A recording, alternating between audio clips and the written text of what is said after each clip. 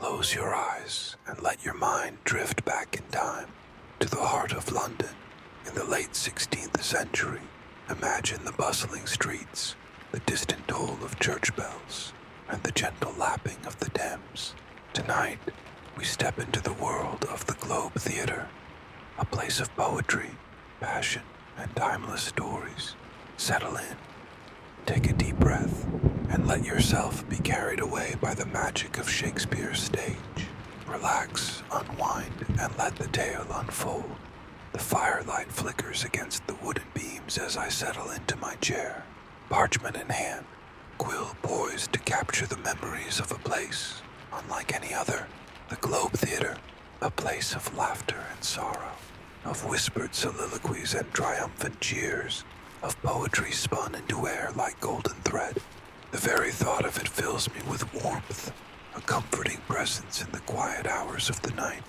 The stories that unfolded upon its stage remain etched in time, a dreamscape where history and art entwine.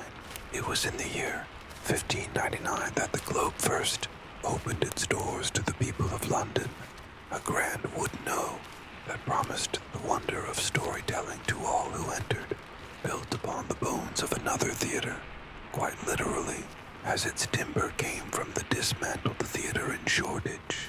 It rose upon the southern banks of the Thames, where laws against the stage were looser and revelry flourished. Here, amidst the hum of markets and the call of riverboat men, the heart of English drama found its home. The South Bank was alive with the scent of roasting meat, the cries of merchants hawking their wares, and the steady rush of the river that carried visitors to and from the city. And what a home it was. By day, the Globe stood proud, its white plaster walls and thatched roof a beacon for those seeking an escape from their ordinary lives. By night it transformed, candlelight and torches casting dancing shadows against its wooden frame, the echoes of performances lingering long after the final bow. The structure itself was a marvel, a three-tiered amphitheater open to the sky, where nobles and commoners alike gathered to witness the magic of the stage. The wealthiest sat in cushioned seats above, while the groundlings, those with but a penny to spare, stood shoulder to shoulder in the pit, so close to the stage they could see the sweat upon an actor's brow. When the performances began, a hush would settle over the audience, and for a few brief hours, the world beyond the globe ceased to exist. Oh, and the voices that graced that stage. William Shakespeare himself, the very soul of English letters, saw his plays brought to life here. The comedies, light as a midsummer's dream. The tragedies, heavy as a stormy sky. Each one found its home beneath the Globe's wooden eaves. Imagine the gasps of the audience as Macbeth first beheld the dagger before him, or the riotous laughter as Falstaff bumbled his way through another misadventure. Every performance was a living thing, shaped by the breath of the actors and the pulse of the crowd. Each word carried weight, each gesture held meaning, and every play felt like a grand conversation between the performers and those who watched in awe. Yet the Globe was not without its trials. In 1613, during a performance of Henry VIII, a misfired cannon set the thatched roof ablaze.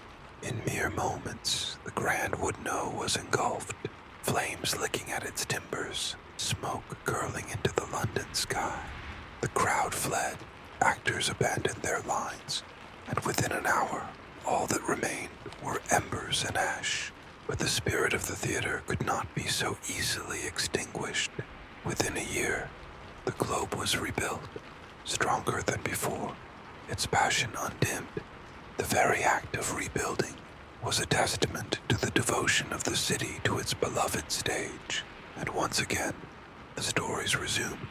The decades passed, and the world changed. Puritan rule cast a long shadow, and in 1642, the theaters of London were silenced by law. The Globe, once filled with the echoes of verse and laughter, stood empty, and 2 years later, it was torn down, its timbers scattered, its stage dark forever. The bustling streets that once led to its doors grew quiet, the echoes of actors' voices replaced by the stern pronouncements of those who sought to erase the joy of the stage. Yet the stories it told, the moments it created lived on, carried in the hearts of those who had once stood beneath its roof. And so they do still, today. A new globe stands near where the original once reigned, its walls a tribute to the past, its stage once more alive with the words of the bard. Craftsmen and historians toiled to recreate its beauty, using tools and techniques of old to ensure its authenticity.